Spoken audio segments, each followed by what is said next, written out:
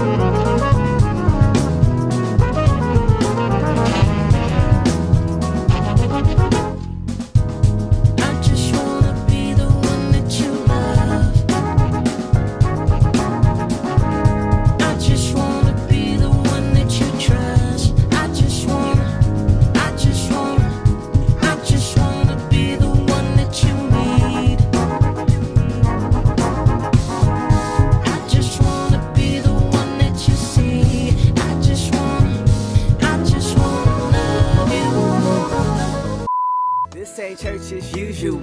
Can't you tell by the music, bro? Can't you tell by the love you felt before you took one step through the door? And that next level teaching got us reaching higher every week. Frequent flyer, speaking life despite deceased and environments we in, cause he's inside. It's not a private party, you're invited. Come in tired, believe inspired. All generations, even cyber. Find us on the web like we some spiders. Let's slow it down so you understand how it's going down. Up in here, there's one rule. Gotta love everybody that comes through. Then doors, in short, grace is what we endorse. Faith is what we help bros. Welcome to the Fam Center, you know.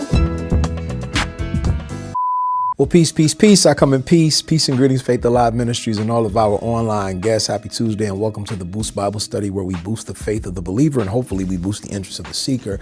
I'm always so grateful to have all of you with us in the cyber sanctuary.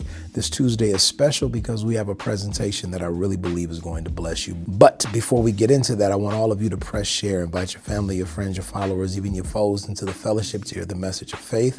Tell us your name and where you're from, and stay involved in the chat the entire duration of this special presentation. Hearts, likes, emojis, celebration, praise, all the good stuff.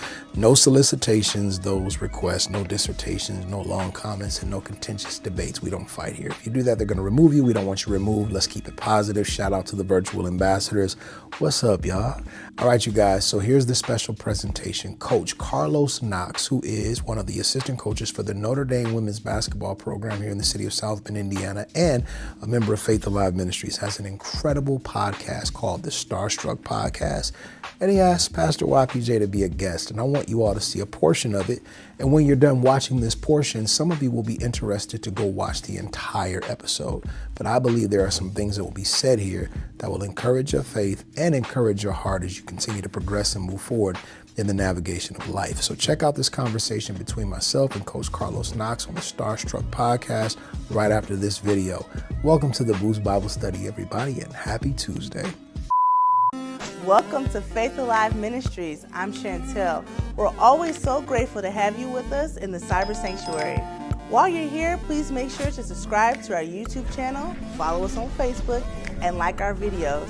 Your attendance and our service means everything to us, and we're so glad you're here. Thank you for joining Faith Alive Ministries, where faith grows, love shows, and life increases.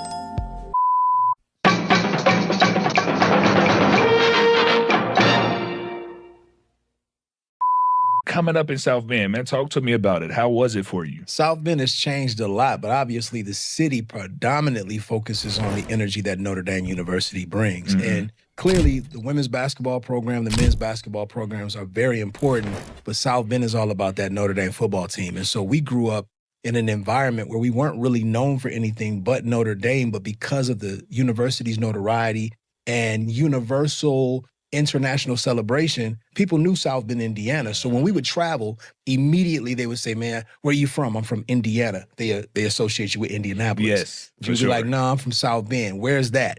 Notre Dame. Right. Oh, Exactly. So growing up in that environment, I think we were kind of forced into some kind of sport because this is the basketball state. So I wasn't really into football. I went out for football one time and I got hit and I realized that wasn't for me.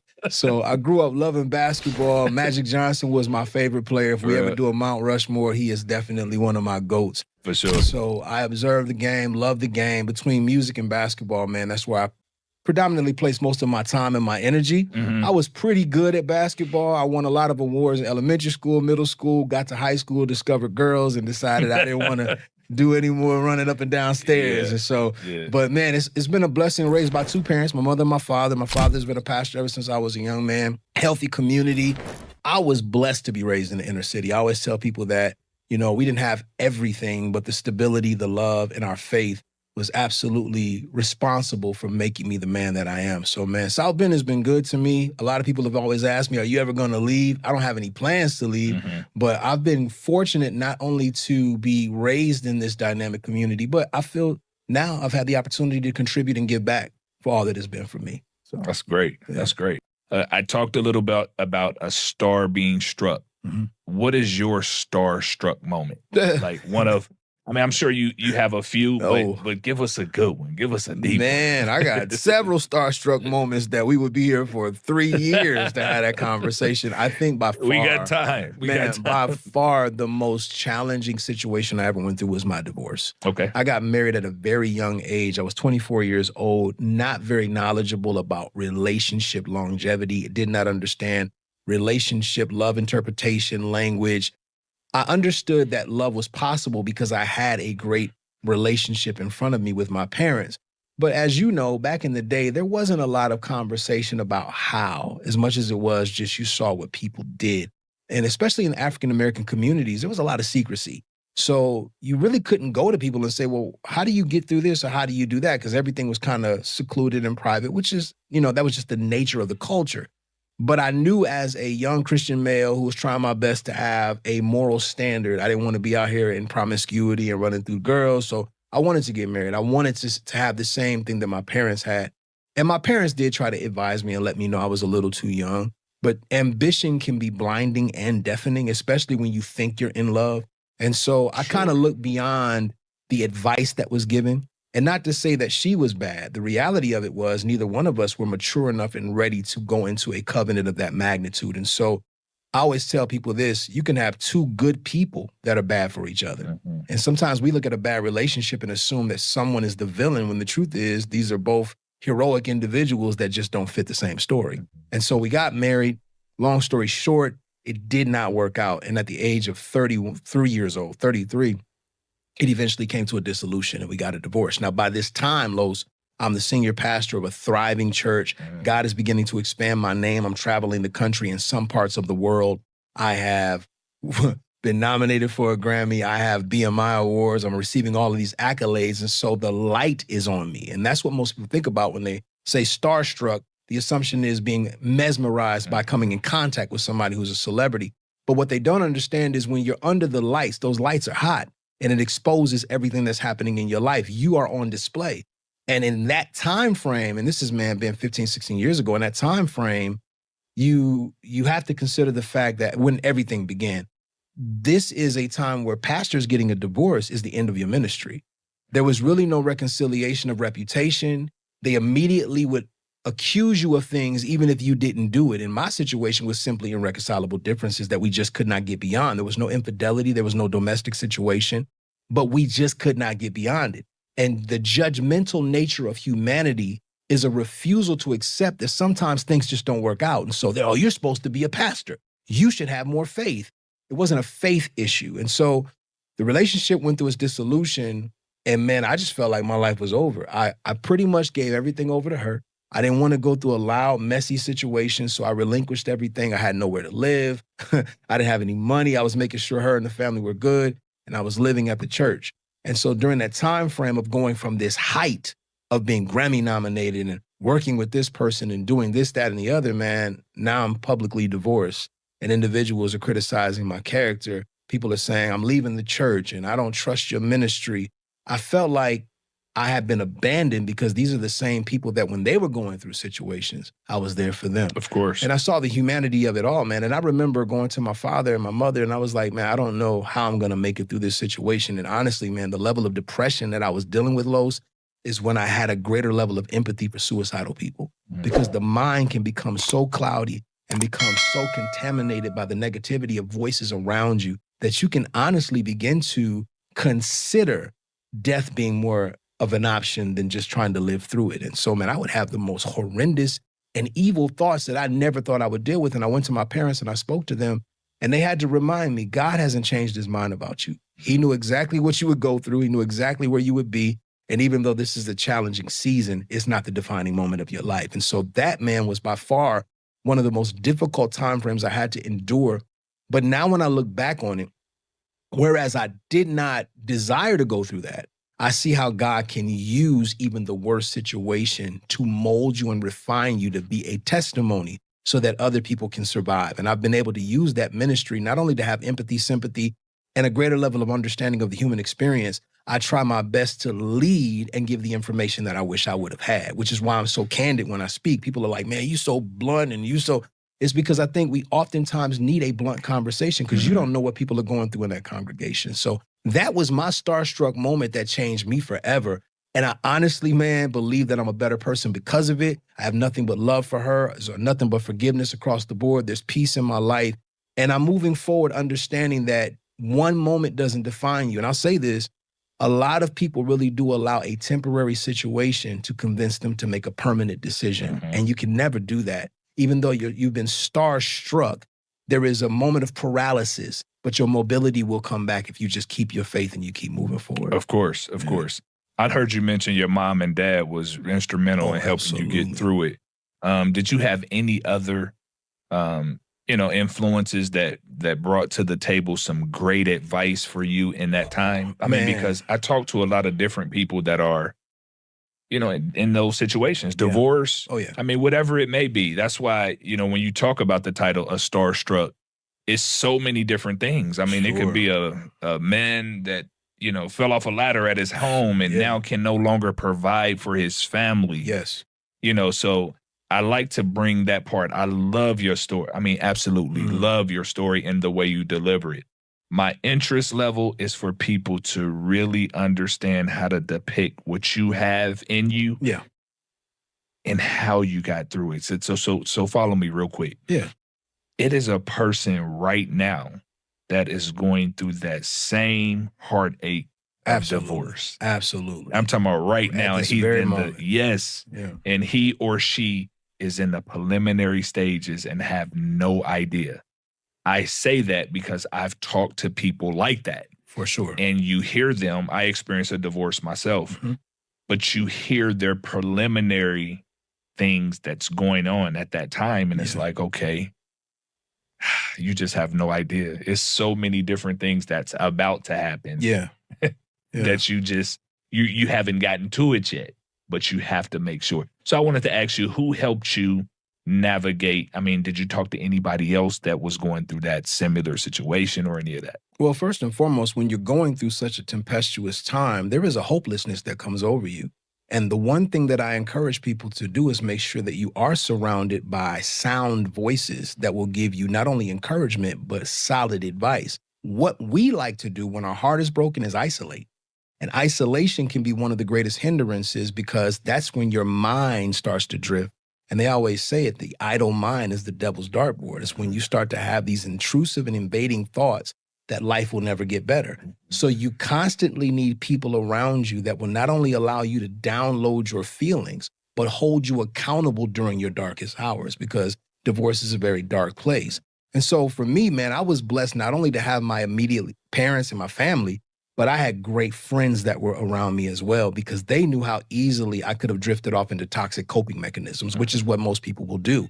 We find something to numb the pain instead of pursuing actual healing so we can come into a place of wholeness. Because whereas pacification will make you feel good for a moment, it doesn't erase the real pain. Of course. And so I was blessed, man. One of my best friends, and I don't name drop, is the gospel artist Fred Hammond. Fred Hammond was one of the most instrumental and key individuals in my life during that divorce because he had been through a divorce. And I remember the advice he gave me. We were on tour, Los, and we had stopped. Fred, it's no secret, Fred loved to eat. He loved good food. And so he was like, man, I want to stop by this spot. I think we were in Philadelphia. He said, I want to stop by this spot, man. I'm like, cool. So we get out. It's an outdoor spot in the hood. You know, at the end of the day, no matter how much we are blessed to experience, we still from the hood. So he knew all the hood spots were. And we were standing in line, man, and I had just got off the phone with my ex. We had a really nasty conversation. And man, I was fighting tears. And I'm not a cry guy, but at that moment, I couldn't. My heart was so broken, Los, I couldn't hold it. And a tear fell on my eye, and Fred caught me, he saw it. He didn't say, what's wrong with you? I will never forget this, man. He looked over at me and he said, you know, first, you cry every day. He said, and then you cry every other day. He said, after a while, you sniffle and you cry once a week. He said, and before you know it, you don't cry. You just kind of feel a moan and a pain. He said, but if you just keep living, after a while, it doesn't hurt anymore. Absolutely. You don't cry anymore. And he ordered his food. And I will never forget that, man. And at the moment, I was like, he don't understand what I'm going through. He doesn't understand how. And when I came through it, I remembered those words, and I was having a conversation with another leader who was going through a divorce, and they were so broken, and tears were flowing. And I didn't even cite the source. I just looked and said, you know, first, you cry every day, and walked them through it. But I think it's so important that we download one to another. The Bible says, confess your faults one to another that you might be healed.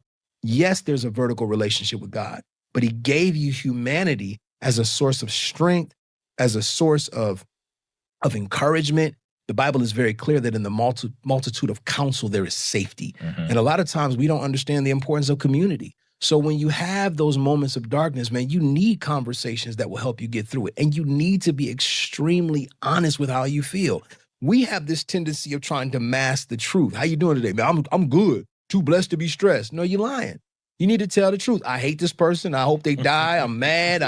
I'm disappointed. I feel that's real. And when you are able to vent those feelings, now we can discuss those feelings so we can get that stuff out of you and see you fully recover. And man, anytime I've ever talked to a person that's gone through not only divorce, but any dark moment, as you said, where they feel like life is over, life may go in a different direction, but it's never over until you just say, I give up. And that's not God's will for your life. It's always to accept there's a different direction. I look at you, man, I had no idea the accolades and all that you've accomplished as an athlete.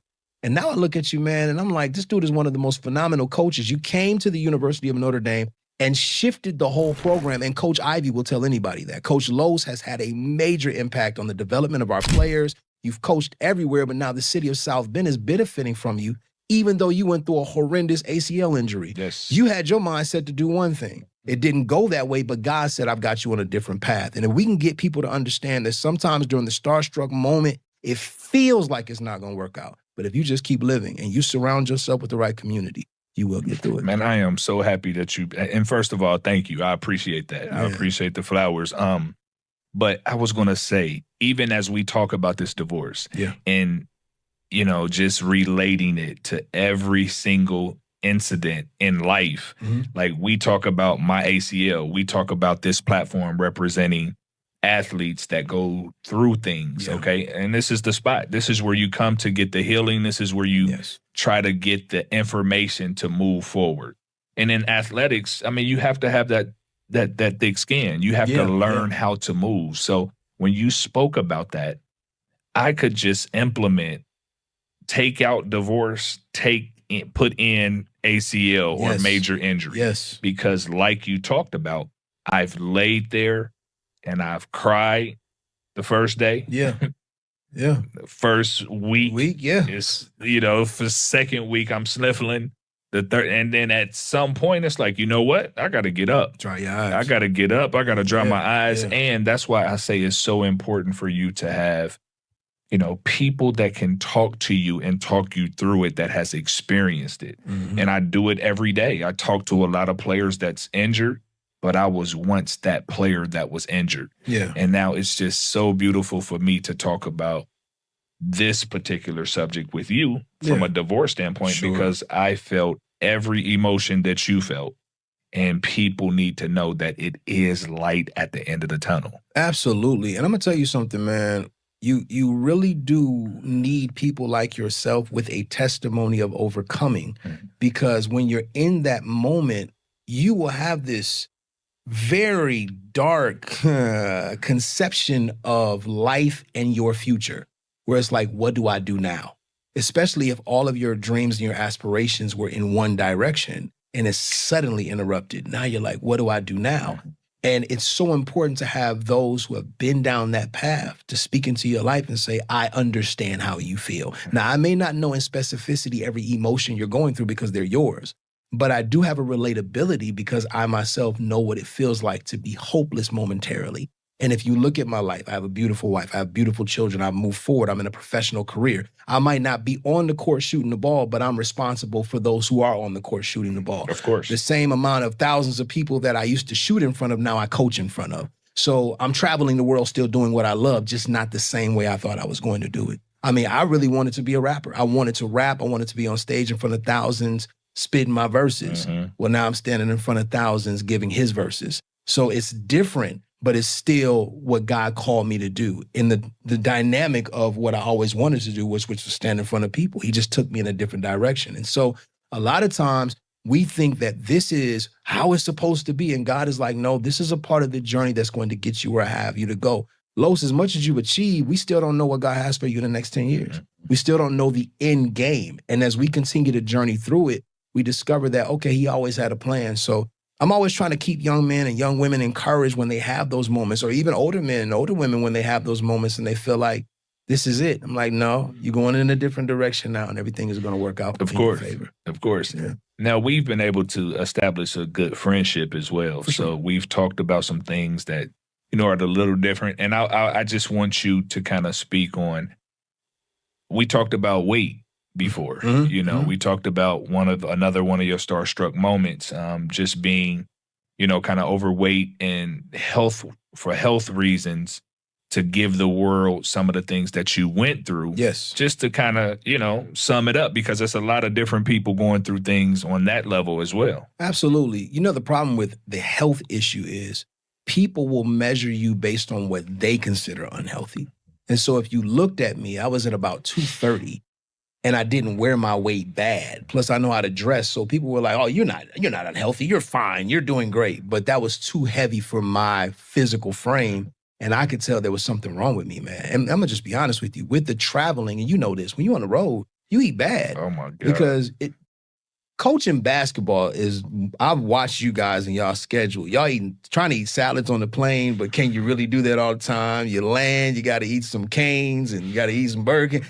After a while, man, that catches up to you. And I was really having a hard time getting rid of the weight, because when I went through my divorce, one of my toxic coping mechanisms was eating.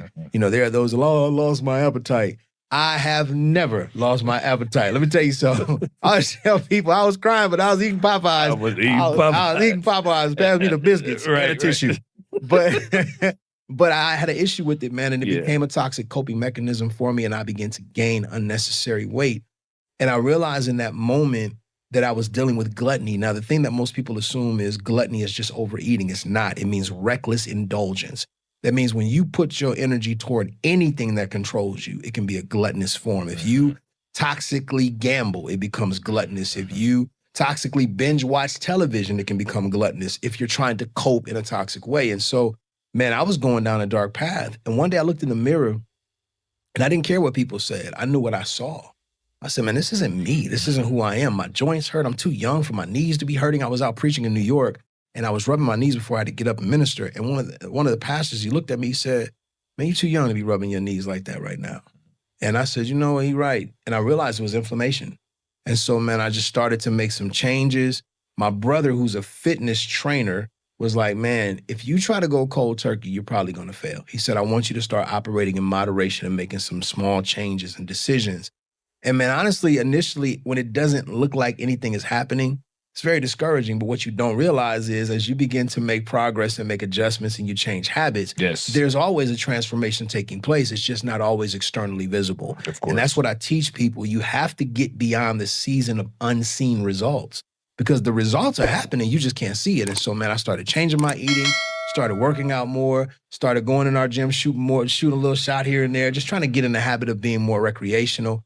And slowly but surely, I started to see a change and a difference in my physique and in the way I felt, the way I was sleeping, et cetera.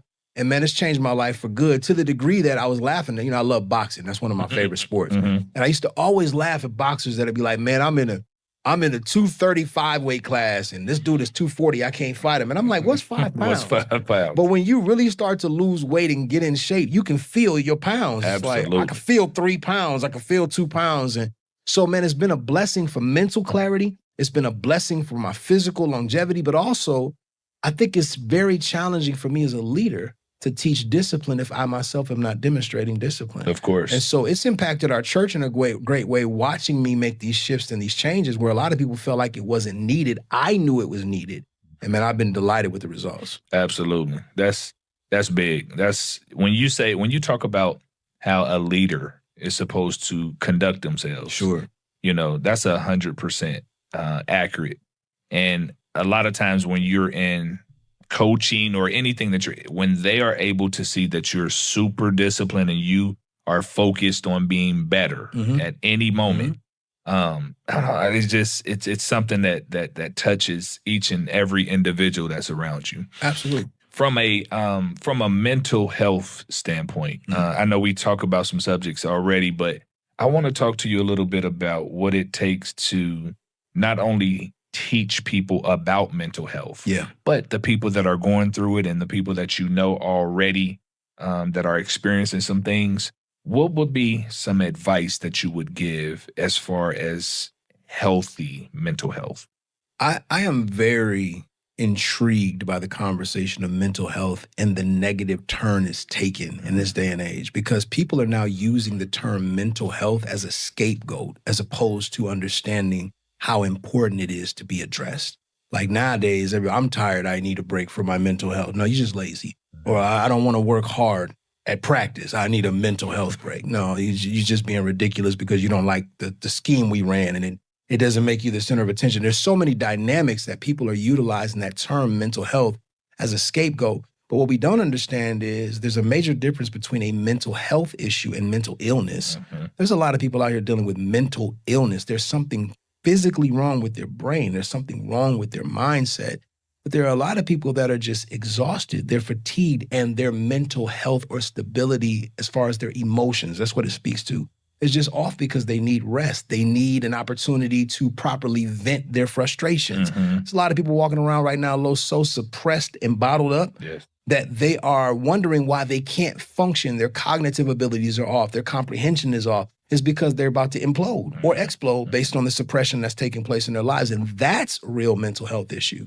Not just, I'm sleepy, it's a mental health. No, you just need a nap. Right. You know, oh man, I'm dealing with mental health. No, you need a Snickers bar. You just, hangry, as they say. Right. But when we talk about those who have been dealing with abuse, those that have been dealing with major rejection, esteem issues, those that have dealt with abandonment, and they have not had proper outlets and channels to deal with those things, it can deeply impact the soul. And I teach people this, that the soul is not just some mystical aspect of living. The soul is your mind, your will, your emotions, your imagination, your intellect. When your soul is off, that means my imagination is going crazy. My intellect is not where it should be. My emotions are off. And that's where we get a mental health scare, where something is just wrong. When your behavior is out of character, when you start to look to do things that are completely contrary to your usual makeup, when you can't get out of bed and you literally feel there is something wrong with me, now we need to address it. We need to say, okay, this is a consistent thing that needs to be addressed. And much of it can be resolved with counseling. Much of it can be resolved with conversations that address suppressed areas that need to be dealt with. But some of it really is medical, and we need to take the opportunity to have those conversations as well. But for me as a man of faith, I genuinely believe a lot of people are dealing with mental health because of their refusal to accept that this is bigger than us, that we need divine assistance. We need faith in God. We need community that, as I said earlier, can not only hold us accountable, but recognize when something is wrong and say, hey man, let's address this before it gets too bad. Because if I let something sit and I let something lie dormant long enough, it will adjust my character for the worse. Of course. And that's not the goal. And so for me, man, I'm very big on discussing topical sermons. And I know people don't like that. They're like, I like expository preaching where it's all about this. But I know that both components are very necessary. An expository approach where we take scripture and properly dissect, but topical meaning that we address the things that people are dealing with. That's important. There are those that are going through mental health scares because of relationship dissolution. They're going through mental health scares because maybe their child is out of control and they don't know what to do, and it's impacting them in a very negative way. And so we got to talk about these things. Of course. And let them know, number one, you're not crazy. We always do that to people. Oh, if I say something's wrong with my mental health, he crazy. Especially growing up. If you said you went to a therapist in the Black community, you was nuts. It was something wrong Absolutely. with you. And I need people to understand mental illness means there is something psychologically off about the brain. The same way the kidneys can go bad, the same way the lungs can go bad, the brain can go bad. Of course. But most people aren't dealing with mental illness. They're just having a mental breakdown. The soul is off. The mental health is off. And we got to make sure that we properly diagnose it and that we do our best to find out what's going to be the resolve that'll help them. Of course. All right, hopefully you guys enjoyed that. Check out the Starstruck podcast right here on YouTube. Look up the interview with Pastor YPJ, and I think you'll enjoy the entire interview. I'm gonna let you guys go, but I'm really appreciative that you joined us on this Tuesday, and options to give are coming up on the screen. Say it with me, 1, 2, 3. Every debt is canceled, every bill is paid, my body is healed, my mind is regulated, my family is restored, the devil is defeated in Jesus' name, and we are above only. God bless you guys, and I'll see y'all on Sunday. As we prepare for our offering, we want to remind you of the various ways you can give and support Faith Alive Ministries. You can give conveniently through Cash App by looking up $Fam Center, Givelify by searching for Faith Apostolic Ministries in South Bend, Indiana, or by visiting our church website, faithalivenow.com. Once there, you'll be able to donate by using PayPal, Zelle, or a credit card. For those of you who prefer traditional methods, you can also mail in your offering. Your generosity enables us to continue our outreach, support our community, and further our ministry's work. Thank you for your faithful giving. This ain't church as usual. Can't you tell by the music, bro? Can't you tell by the love you felt before you took one step through the door? And that next level teaching got us reaching higher every week. Frequent flyer, speaking life despite deceased and vibra. Meant to be in, cause he's inside. It's not a private party, you're invited. Come in tired, believe inspired. All generations, even cyber. Find us on the web like we some spiders. Let's slow it down so you understand how it's going down. Up in here, there's one brew. Gotta love everybody that comes through. Them doors, in short, grace is what we endorse. Faith is what we help.